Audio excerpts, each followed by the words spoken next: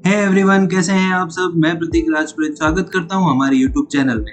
दोस्तों, आज की इस वीडियो में आपको ऐसी इंट्राडे ट्रेडिंग स्ट्रेटेजी बताने वाला हूं जो बहुत ही सिंपल है और अगर आपको ट्रेडिंग की ज्यादा नॉलेज नहीं है तब भी आप इस स्ट्रेटेजी को इजीली यूज करके एक रेगुलर इनकम जनरेट कर सकते हैं। और वो भी इनकम इतनी ज्यादा भी हो सकती है कि आपको जॉब करने की जरूरत ना पड़े। लेकिन ये तभी हो पाएगा जब आप इस वीडियो को ध्यान से लास्ट तक देखें और बिल्कुल कंसंट्रेशन के साथ इस वीडियो को देखें, तभी ये स्ट्रेटेजी आपको समझ आ पाएगी। दोस्तों, वीडियो में आगे बढ़ने से पहले अगर आप इस चैनल पे नए हैं तो हमारे चैनल को सब्सक्राइब कर लें और बेल आइकन को प्रेस कर लें ताकि आगे आने वाली ऐसी और भी वीडियोस की नोटिफिकेशन आपको मिल जाए। हमारी आज की स्ट्रेटेजी का नाम है डे स्नाइपर ट्रेडिंग स्ट्रेटेजी। इस स्ट्रेटेजी में आपको एक ऐसा स्टॉक ढूंढना होता है जिसमें गैप अप या गैप डाउन ओपनिंग हुई हो। फिलहाल गैप अप ओपनिंग की बात करते हैं। तो गैप अप ओपनिंग क्या है वो हम इस चार्ट में समझते हैं। दोस्तों, आपको यहाँ टाटा मोटर का चार्ट नजर आ रहा होगा। इसमें मैंने 15 मिनट की कैंडल खोल रखी है। तो यहाँ पर जो प्रीवियस डे की लास्ट कैंडल है 3:15 की, उसका जो क्लोजिंग प्राइस था 321 रुपए और नेक्स्ट डे की जो 15 मिनट की फर्स्ट कैंडल है यानी 9:15 की, उसकी ओपनिंग प्राइस है 325 रुपए, यानी कि 4 रुपए ये स्टॉक खुला था। और यहाँ पर आपको बीच में एक स्पेस भी नजर आ रहा होगा और ये जो गैप है इसी को हम गैप अप ओपनिंग कहते हैं। अब गैप डाउन ओपनिंग की बात करें तो वो भी यहाँ नजर आ जाएगा। यहाँ पर देखिए, लास्ट कैंडल की क्लोजिंग प्राइस 332 रुपीज थी और नेक्स्ट डे में इसकी फर्स्ट कैंडल की ओपनिंग प्राइस 350 रुपीज थी। तो यहाँ पर इस स्टॉक ने 17 पॉइंट की गैप डाउन ओपनिंग हुई है।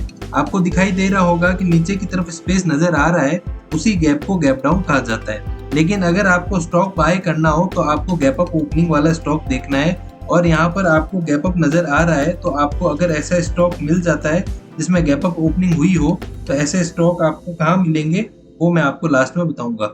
अब आपको 15 मिनट के टाइम फ्रेम पर कैंडल ओपन करनी है और जो फर्स्ट कैंडल आपकी 9:15 पर जब मार्केट ओपन होता है तो आपने पहली कैंडल देखनी है और पहली कैंडल में आपको स्टॉक में बाइंग नहीं करनी है, सिर्फ उस पर नजर बनाए रखनी है। उसमें जब पहली 15 मिनट की कैंडल आ जाती है उसके बाद आपको क्लोजिंग प्राइस देखनी है। जैसे स्टॉक की फर्स्ट कैंडल की क्लोजिंग प्राइस 326 रुपए, तब आपको एक लिमिट ऑर्डर लगाना है। लिमिट ऑर्डर क्या होता है? इसमें जो आप पर्टिकुलरली जिस प्राइस पर आप डालते हैं उसी प्राइस में बाय होता है। तो आपने लिमिट ऑर्डर लगाना है कितनी प्राइस का? जो इसकी क्लोजिंग प्राइस थी 326, उसका लिमिट ऑर्डर लगा देना है और उसी प्राइस पर बाय करना है। और लिमिट ऑर्डर 15 मिनट में फिलअप हो जाता है तो वो स्टॉक आपका बाय हो जाएगा।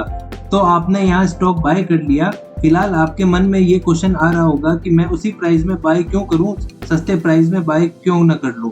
तो वो आपको इसलिए लग रहा है क्योंकि आपको आगे का चार्ट नजर आ रहा है। लेकिन जब मार्केट चल रहा होगा तब आपके पास सिर्फ यही कैंडल है, तो इसमें जज नहीं कर सकते कि आगे क्या होने वाला है।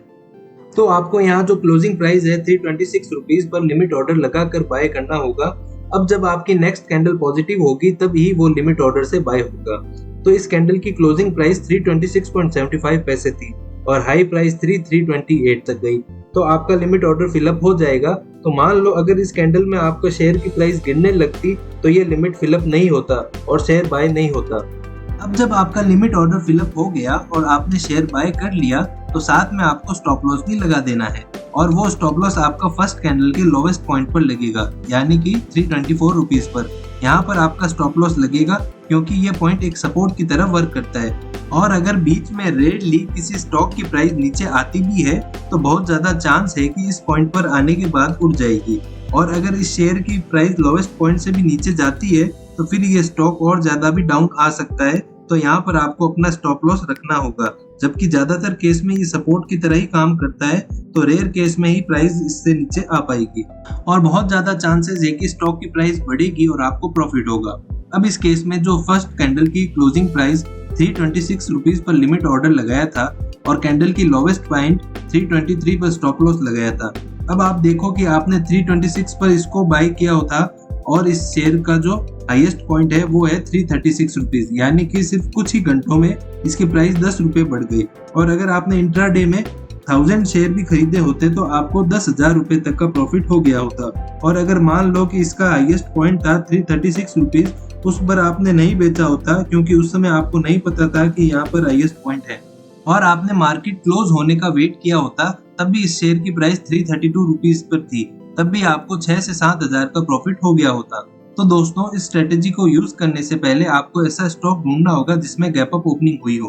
गैप अप ओपनिंग वाले स्टॉक आप गूगल में लिख कर ये सर्च करेंगे तो आपको मनी कंट्रोल और एनएससी की वेबसाइट पर ऐसे स्टॉक मिल जाएंगे और इनके अलावा चार्टिंग की वेबसाइट पर भी आपको गैप अप ओपनिंग के स्टॉक्स मिल जाएंगे। और जब आपको गैप अप ओपनिंग का स्टॉक मिल जाए तब जो फर्स्ट 15 मिनट की कैंडल है उसकी जो क्लोजिंग प्राइस होगी उसमें बाय करना है लिमिट ऑर्डर लगाकर। और फर्स्ट 15 मिनट की कैंडल का लोवेस्ट पॉइंट होगा उसके जस्ट नीचे आपको अपना स्टॉप लॉस लगाना है, क्योंकि फर्स्ट कैंडल का lowest point as a support काम करेगा तो आपका स्टॉप लॉस हिट होने के चांसेस कम होंगे। तो फर्स्ट कैंडल का लोवेस्ट पॉइंट 324 है तो आपको 323 या 323.50 पर स्टॉप लॉस लगाना होगा। तो इस स्ट्रेटेजी को यूज करके अच्छा प्रॉफिट हो सकता है। अब कुछ ऐसे डाउट्स जो आपको माइंड में आ रहे होंगे तो उनको क्लियर करता हूँ। पहला, क्या रोज गैप अप ओपनिंग होती है? तो हाँ, मैं आपको बताना चाहता हूँ कि स्टॉक मार्केट में 5000 से भी ज्यादा स्टॉक लिस्टेड है, तो बहुत ज्यादा चांसेस है कि किसी ना किसी स्टॉक में गैप अप ओपनिंग मिल जाएगी। और अगर नहीं मिलती है तो आप उस दिन ये स्ट्रेटेजी यूज ना करें, कोई और स्ट्रेटेजी का यूज करें। सेकेंड डाउट जो आपके माइंड में आएगा कि क्या ये स्ट्रेटेजी ऑप्शन ट्रेडिंग में यूज कर सकते हैं? तो ऑप्शन ट्रेडिंग में मैंने इस स्ट्रेटेजी को यूज किया है पर उसमें इतने अच्छे रिजल्ट नहीं मिले। बट आप खुद ट्राई करना चाहो तो इसमें एक्सपेरिमेंट करके देख सकते हैं, पर मैं पर्सनली सजेस्ट नहीं करूंगा। थर्ड डाउट कि हम 15 मिनट की कैंडल ही क्यों यूज करें? तो यहाँ पर मैं आपको बता दूं कि मेरे हिसाब से 15 मिनट की कैंडल यहाँ ज्यादा अच्छे से वर्क करती है और आप चाहो तो 5 या 10 मिनट की कैंडल भी ट्राई कर सकते हैं, बट मेरे हिसाब से 15 मिनट की कैंडल ज्यादा बेटर है। आपका फोर्थ डाउट हो सकता है कि हमने लिमिट ऑर्डर लगाया है और नेक्स्ट 15 मिनट में वो एग्जीक्यूट नहीं हो तो हम क्या करें? तो ऐसे में मेरा सजेशन ये रहेगा कि आप स्ट्रेटेजी को उस स्टॉक में फॉलो ना करें, आप कोई और स्टॉक फाइंड करें या फिर उस दिन स्ट्रेटेजी को यूज ना करें, क्योंकि अगर उसकी प्राइस और ज्यादा बढ़ चुकी हो तब आप उस स्टॉक को बाय करेंगे तो रिस्क थोड़ा ज्यादा हो जाएगा। आपका फिफ्थ डाउट हो सकता है कि अगर गैप डाउन ओपनिंग हो तो हम स्ट्रेटेजी का यूज करके स्टॉक में शॉर्ट सेल कर सकते हैं। तो हाँ, बिल्कुल आप ऐसा कर सकते हैं और वो कैसे करना है मैं आपको समझा देता हूँ। तो दोस्तों यहाँ पर आपको दिखाई दे रहा होगा कि गैप डाउन ओपनिंग हुई है। एक दिन पहले जिसकी क्लोजिंग प्राइस थी वो 321 रुपीज थी और नेक्स्ट डे जो इसकी ओपनिंग प्राइस थी वो 309 रुपीज थी और बीच में आपको गैप भी नजर आ रहा होगा जो कि नीचे की तरफ है। तो इसमें आप समझ सकते हैं कि ये गैप डाउन ओपनिंग है।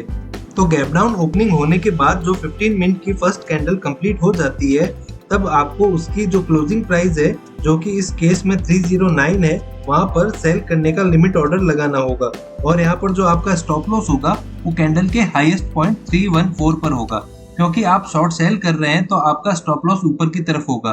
तो इस केस में आपने 309 रुपीज का लिमिट ऑर्डर लगाया होता तो जैसे ही नेक्स्ट कैंडल बनती उस कैंडल में आप देख सकते हैं कि इसकी जो लोवेस्ट प्राइस थी वो 307 रुपीज थी और हाईएस्ट प्राइस 309 रुपीज थी। नेक्स्ट कैंडल में आपको ऑर्डर एग्जीक्यूट हो जाता और आपकी तरफ से शॉर्ट सेल हो जाता। इसके बाद आप देख सकते हैं कि इसकी प्राइस गिरती जा रही है और इसका जो लोवेस्ट पॉइंट है वहां पर प्राइस 304 रुपए तक आ गई थी। तो आपने 309 रुपीज में बेचा होता और 304 में वापस एग्जिट करते तो 1000 शेयर पर आपको 5000 का प्रॉफिट हो जाता। और यहाँ पर आप नोटिस करें तो आपने जिस प्राइस पर शेयर को बेचा था उससे ऊपर शेयर की प्राइस एक बार भी नहीं गई, तो आपको एक बार भी अपनी पोजीशन में लॉस नजर नहीं आता, हमेशा प्रॉफिट ही नजर आता। तो इससे आप समझ सकते हैं कि यह स्ट्रेटेजी इंट्राडे ट्रेडिंग में कितनी अच्छी तरीके से काम करती है। तो दोस्तों उम्मीद करता हूँ आपको ये स्ट्रेटेजी समझ आ गई होगी और आप भी इसका यूज करके प्रॉफिट अर्न करेंगे।